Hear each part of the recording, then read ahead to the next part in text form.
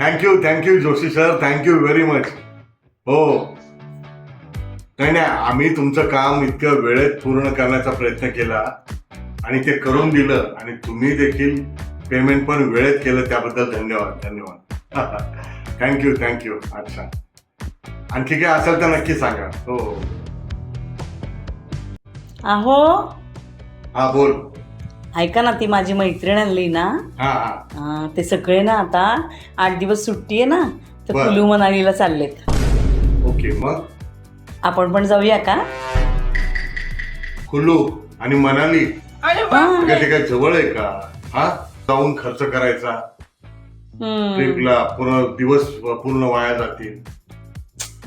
मग एक काम करूया, 3-4 दिवस इथं जवळच कुठेतरी महाबळेश्वर, माथेरान असं जाऊन यायचं का?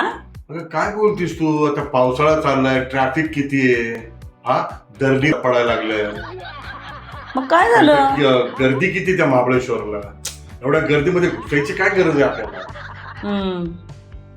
बरं ऐका ना, माझा आता वाढदिवस पण जवळ येतोय की नाही, बर, मग मला ना एक सोन्याची बांगडी, अशी छान एक ब्रेसलेट करायचं खूप दिवसापासून माझ्या मनात आहे.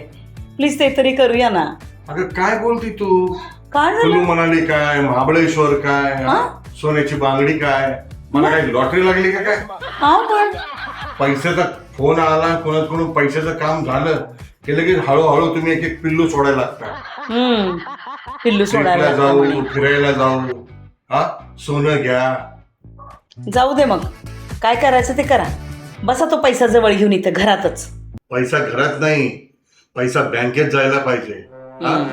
तो बँकेत तर बिलकुल जमा होत नाही आणि नंतर म्हणायचं हो काही बचत होत नाही हो आपली. कसं करायचं आपण?